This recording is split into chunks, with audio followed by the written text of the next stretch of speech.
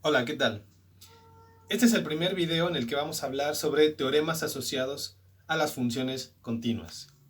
El primer teorema que vamos a demostrar es el teorema conocido como el teorema de conservación de signo. Lo voy a leer matemáticamente y lo explicamos intuitivamente. El teorema dice: sea f de x una función continua en un punto x sub 0 con la imagen de x sub 0 positiva, entonces existirá un número real perteneciente a un entorno A.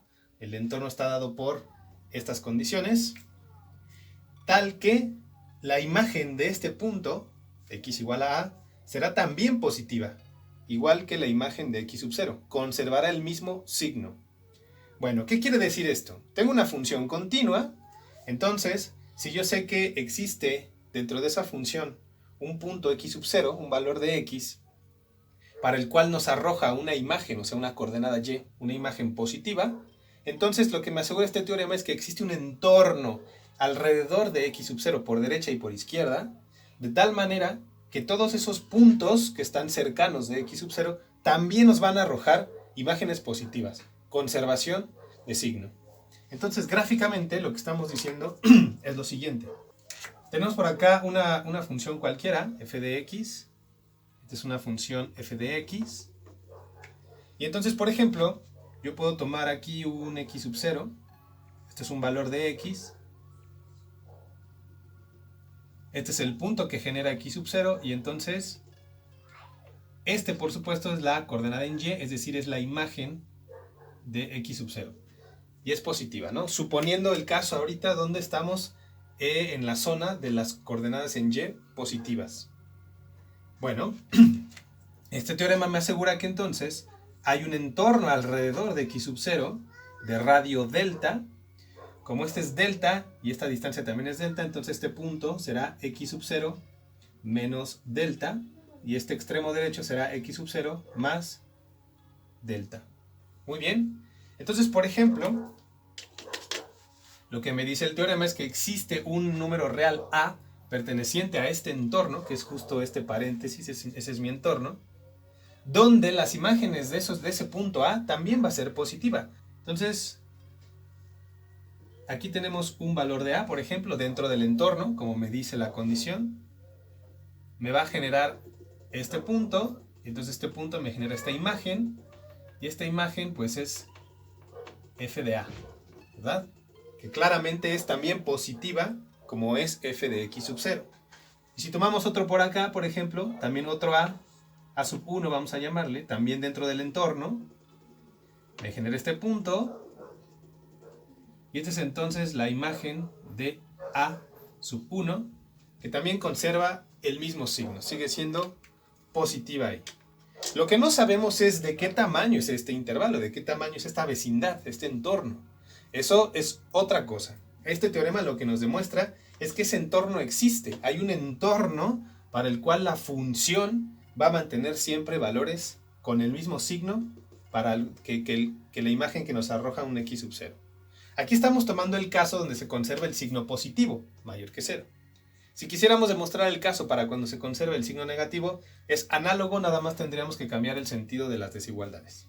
Muy bien, vamos a demostrarlo. La hipótesis nos dice que f de x es continua en x sub 0. Entonces, si es continua en x sub 0, se tiene que cumplir que el límite, cuando x se acerca a x sub 0, que es el punto que estoy tomando en cuenta, que es este x sub 0 de aquí, de la función es igual a f evaluado en x sub 0. De hecho, esta es la condición de continuidad. Cuando tenemos funciones continuas, esta condición se tiene que cumplir sí o sí en ese punto, en el punto donde sabemos o estamos asegurando que la función es continua. Este valor es al que se le suele llamar justamente L, el valor del límite. Y tiene que coincidir con la imagen de la función en el punto que estamos estudiando. Entonces, si aparece por aquí el límite, entonces puedo utilizar la definición del límite y vamos a ver que justamente a partir de ella se puede demostrar. Recordemos que la definición del límite nos dice lo siguiente. Nos dice, entonces por acá le ponemos, usando la definición del límite, se tiene, acuérdense que es que para todo epsilon mayor que 0, ¿verdad? existirá siempre un delta también mayor que 0, tal que si la distancia x menos x sub 0, o sea, un x arbitrario con respecto al x sub 0 que estamos estudiando, si esta distancia es menor que delta, entonces se va a cumplir necesariamente que la distancia f de x menos L, que es el límite, tiene que ser menor a epsilon. Estamos simplemente escribiendo aquí la definición del límite, porque sabemos que como es continua, entonces este límite necesariamente existe para f de x, para x sub 0. Para x sub 0. Muy bien. Ahora entonces hagamos algún cambio aquí. Cuando esté implicada la definición del límite en alguna demostración, por lo general tenemos que encontrar un epsilon que se ajuste y que nos vaya llevando a lo que queremos demostrar y que por supuesto no viole las hipótesis. Tenemos como hipótesis que ese epsilon tiene que ser positivo. Muy bien, vamos a elegir este epsilon de aquí. Entonces vamos a elegir un epsilon que está conformado por f de x sub 0 entre n, donde n es un número natural distinto de 1. Muy bien. Esto sigue siendo un epsilon positivo, porque f de x sub 0, según nuestras condiciones, nuestras hipótesis, es positivo, es mayor que 0. Y n, al ser un número natural, entonces sigue siendo positivo. Entonces el cociente de dos números positivos es positivo también. ¿Y por qué distinto de 1? Pues porque si utilizamos el 1 no nos va a llevar a lo que queremos, ¿no? Ahorita lo van a ver más claro por qué ocurre esto de distinto de 1. Y además de todo, acuérdense que este valor L de límite, pues es lo mismo que f evaluado en x sub 0. Entonces, en vez de L, yo puedo sustituir sin problemas por f de x sub 0. Esta desigualdad de aquí me va a quedar de la siguiente manera. Me va a quedar valor absoluto de f de x menos f de x sub 0, que es igual a L, tiene que ser menor a mi epsilon que estamos trabajando. Pero el epsilon que hemos elegido es f de x sub 0 partido n. Muy bien. Aquí podemos ocupar una propiedad del valor absoluto. Sabemos que el valor absoluto de a menor que un número se puede descomponer como a menor que b y mayor que menos b. Es lo que vamos a hacer aquí, lo que vamos a aplicar para este valor absoluto. Tenemos entonces lo siguiente. Menos f de x sub 0 partido entre n.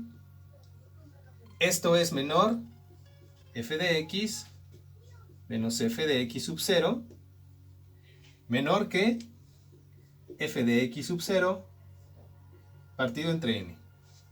Muy bien. A continuación lo que voy a hacer es sumar en los tres lados de la desigualdad. Voy a sumar f de x sub 0 para que podamos quitarlo de aquí. Entonces, al sumarlo, me quedaría lo siguiente. Me quedaría f de x sub 0 menos f de x sub 0 partido entre n, poniendo primero el positivo para que se vea más elegante. Esto es menor que f de x, porque al sumarle f de x sub 0 se cancela con este negativo y nada más me queda f de x. Y si le sumo f de x sub 0 del otro lado, pues me queda f de x sub 0 entre n más f de x sub 0. Muy bien. Y ahora veamos en qué se convierten estas dos fracciones que tenemos en los extremos. Fíjense que aquí realmente tenemos una suma fraccionaria. Entonces, para que obtengamos el mismo denominador, yo puedo ponerle denominador n dividiendo, pero tengo que multiplicar por n acá. De esa manera, entonces, he conseguido que estos dos elementos tengan el mismo denominador y me puedo quedar con una sola fracción. De esta manera. Lo mismo puedo hacer por el extremo derecho. A este f de x sub 0 yo lo puedo multiplicar por un n y lo divido entre n. De esa forma he conseguido que tengan el mismo denominador y se consolida en una sola fracción. Eso no es otra cosa más que haber hecho la suma y la resta de esas fracciones. Y bueno, estudiemos por un instante qué es lo que está pasando con estas fracciones, qué signo tienen estas fracciones. Fíjense por qué n no podría ser 1. Si n fuera 1, entonces 1 por f de x sub 0, recuerden que esto es un número, esto es un valor numérico. Entonces, este valor numérico por 1 sigue siendo el mismo. Menos el mismo me daría 0, y 0 entre n es 0. Y 0 es un valor sin signo, y lo que estamos tratando de probar es algo respecto a los signos. Entonces, por eso el n no me sirve, el n igual a 1 no me sirve. Por lo tanto, no importa qué otro número natural sea, entonces este número natural multiplicado por este valor va a hacer que sea mayor que este f de x sub 0. Es como si yo aquí tuviera un 3, este también sería 3, pero este es un número natural que está haciendo más grande este número. Entonces, algo más grande menos algo más chico sigue siendo algo positivo. ¿De acuerdo? Porque estos son valores positivos. Esto es positivo. Entre n, que es positivo, entonces esta primera fracción tiene como signo un positivo. Estudiemos por allá al extremo derecho. Allá es mucho más claro que esa fracción es positiva, porque f de x sub 0 es positivo, f de x sub 0 también, multiplicado por un positivo sigue siendo positivo, la suma de dos positivos es un positivo, entre un positivo todo eso es positivo. Todo esto es positivo. Entonces fíjense que ya hemos encontrado entonces el signo de f de x, porque si f de x está entre estas dos fracciones, que son positivas, entonces necesariamente se tiene que cumplir que f de x es positivo. Dicho de manera formal, f de x tiene que ser mayor que 0 para que sea positivo. Entonces, f de x es mayor que 0. Y de hecho, aquí queda demostrado, porque partiendo de que la función es continua en x sub 0, pudimos hablar de un entorno. Y este entorno nos lleva entonces a una cierta región en donde f de x es necesariamente positiva. ¿De acuerdo? Entonces, no sabemos en qué tan larga es esa región. Eso tendríamos que encontrarlo por otras herramientas. Pero hemos demostrado que alrededor de un punto donde conocemos el signo de su imagen, se va a conservar el signo para un entorno de esos valores. Vamos a dejarlo hasta aquí. Muchísimas gracias. Las dudas las pueden dejar en los comentarios y hasta luego.